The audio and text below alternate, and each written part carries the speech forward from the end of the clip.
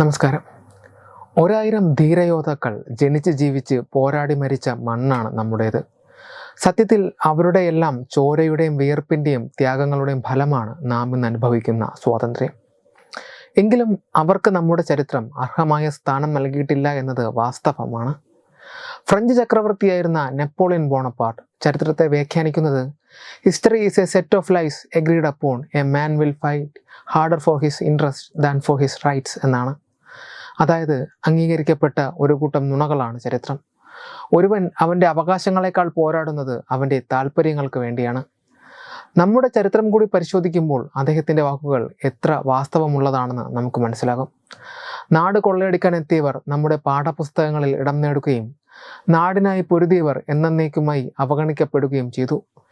ഇത്തരത്തിൽ ചരിത്രം മനഃപൂർവ്വം മറന്നുകളഞ്ഞ ധീരദേശാഭിമാനികളെ തിരിച്ചറിയുകയും അവരുടെ ത്യാഗങ്ങളെ ബഹുമാനിക്കുകയും ചെയ്യുക എന്നത് ഒരു ഇന്ത്യൻ പൗരൻ എന്ന നിലയിൽ നമ്മുടെ കർത്തവ്യമാണ്.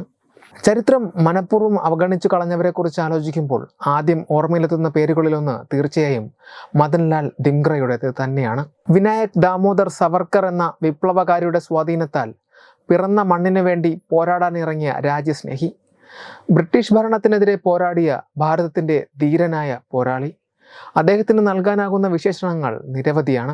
1883 സെപ്റ്റംബർ 18 അമൃത്സറിലെ ഒരു ധനിക കുടുംബത്തിലായിരുന്നു മദൻലാൽ ധിംഗ്ര ജനിച്ചത്. അമൃത്സറിലെ മുനിസിപ്പൽ കോളേജ്, ലാഹോറിലെ ഗവൺമെൻറ് കോളേജ് എന്നിവിടങ്ങളിലായിരുന്നു അദ്ദേഹം തൻ്റെ പഠനകാലം ചിലവഴിച്ചത്. പഠനം പാതി വഴിയിൽ ഉപേക്ഷിച്ച് പഞ്ചാബ് ഗവൺമെൻറ്റിൻ്റെ കശ്മീർ സെറ്റിൽമെൻറ്റ് ഡിപ്പാർട്ട്മെൻറ്റിലും പിതൃസഹോദരൻ്റെ ട്രാൻസ്പോർട്ട് കമ്പനിയിലും അദ്ദേഹം ജോലി ചെയ്തു. പിന്നീട് ബോംബെയിൽ കപ്പൽ നാവികനായി ജോലിയിൽ പ്രവേശിച്ചു. എന്നാൽ മാതാപിതാക്കൾ അദ്ദേഹത്തെ എഞ്ചിനീയറിംഗ് പഠനത്തിനായി ഇംഗ്ലണ്ടിലേക്ക് അയക്കുന്നു. ഇംഗ്ലണ്ടിലെത്തിയ അദ്ദേഹം ശ്യാംജി കൃഷ്ണവർമ്മയുടെ ഇന്ത്യൻ ഹോം റൂൾ സൊസൈറ്റിയിൽ പ്രവർത്തിക്കാൻ ആരംഭിച്ചു. ശ്യാംജിയോടൊപ്പം പ്രവർത്തിച്ചിരുന്ന വിനായക് ദാമോദർ സവർക്കറുടെ സ്വാധീനത്താൽ മദൻലാൽ ധിംഗ്ര വിപ്ലവപാതയിൽ പ്രവേശിക്കുകയും Abhinav Bharat society, Indian home rule society എന്നിവയിൽ പ്രവർത്തനം ആരംഭിക്കുകയും ചെയ്തു. 1909 ജൂലൈ 1 ലണ്ടനിലെ ഇൻസ്റ്റിറ്റ്യൂട്ട് ഓഫ് ഇമ്പീരിയൽ സ്റ്റഡീസിൽ നടന്ന ഇന്ത്യൻ നാഷണൽ അസോസിയേഷൻ്റെ വാർഷിക പരിപാടിക്ക് ശേഷം വിദ്യാർത്ഥികളുമായി സംസാരിച്ച് നിൽക്കുകയായിരുന്ന ബ്രിട്ടീഷ് ഇന്ത്യ ഗവൺമെൻറ് ഉദ്യോഗസ്ഥനായിരുന്ന കഴ്സൺ വൈലിയെ മദൻലാൽ വെടിവെച്ചു കൊന്നു. ഇതോടെ ബ്രിട്ടീഷുകാർക്കെതിരെ പോരാടിക്കൊണ്ടിരുന്ന ഭാരതീയ യുവത്വത്തിൻ്റെ ആരാധനാപാത്രമായി അദ്ദേഹം മാറി. കേസിൽ പിടിക്കപ്പെട്ട മദൻ ഓൾഡ് ബെയിലി കോർട്ടിലെ വിചാരണവേളയിൽ തന്നെ ശിക്ഷിക്കാൻ ബ്രിട്ടീഷ് കോടതിക്ക് അധികാരമുണ്ടെന്ന് അംഗീകരിക്കാനാകില്ലെന്നും അതുകൊണ്ട് തന്നെ ഞാൻ സ്വയം കേസ് വാദിക്കുമെന്നും പറഞ്ഞു. ബ്രിട്ടീഷുകാരോട് പോരാടുന്നത് രാജ്യത്തോടുള്ള സ്നേഹത്തിൻ്റെ ഭാഗമാണെന്നും ബ്രിട്ടീഷുകാർ തന്നെ തൂക്കിലേറ്റണമെന്ന് താൻ ആഗ്രഹിക്കുന്നതായും ഇത് ഇംഗ്ലീഷുകാരോടുള്ള ഭാരതീയരുടെ പ്രതികാരം വർദ്ധിപ്പിക്കുമെന്നും അദ്ദേഹം കരുതി. 20 മിനിറ്റിനുള്ളിൽ തന്നെ കോടതി നടപടികൾ പൂർത്തിയായി. ലണ്ടനിലെ പെൻഡൻവിൽ ജയിലിൽ 1909 ഓഗസ്റ്റ് 17 അദ്ദേഹത്തിൻ്റെ വധശിക്ഷ നടപ്പിലാക്കി. ബയണറ്റുകൾ ചൂണ്ടി അടിമത്തത്തിൽ വെക്കപ്പെട്ടിരിക്കുന്ന ഒരു രാജ്യം ചിരന്തനമായ യുദ്ധത്തിലേർപ്പെട്ടിരിക്കുകയാണെന്ന് ഞാൻ വിശ്വസിക്കുന്നു. ധനത്തിലും ബുദ്ധിശക്തിയിലും ദരിദ്രനായ എന്നെപ്പോലൊരു പുത്രന് സ്വന്തം രക്തമല്ലാതെ മറ്റെന്താണ് അമ്മയുടെ കാൽക്കൽ അർപ്പിക്കാൻ കഴിയുക? ഇതേ അമ്മയുടെ പുത്രനായി ഒരിക്കൽ കൂടി ജനിക്കണമെന്നും അമ്മയെ സ്വതന്ത്രയാക്കാനുള്ള യത്നത്തിൽ ജീവൻ അർപ്പിക്കണമെന്നും മാത്രമാണ് എൻ്റെ പ്രാർത്ഥന. വന്ദേ മാതരം. ആ രാജ്യസ്നേഹിയുടെ അന്ത്യപ്രസ്താവനയുടെ വാക്കുകൾ ഇങ്ങനെയായിരുന്നു. തൂക്കിലേറ്റിയ ശേഷം അദ്ദേഹത്തിൻ്റെ മൃതദേഹം വേണ്ടപ്പെട്ടവർക്ക് വിട്ടുകൊടുത്തില്ല.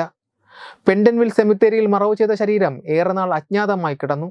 ഒടുവിൽ 1976 അദ്ദേഹത്തിൻ്റെ ശരീരം കണ്ടെത്തുകയും ഭൗതിക ശരീരം ദഹിപ്പിക്കുകയും ഔദ്യോഗിക ബഹുമതികളോടെ ചിതാഭസ്മം നാട്ടിലെത്തിക്കുകയും ചെയ്തു.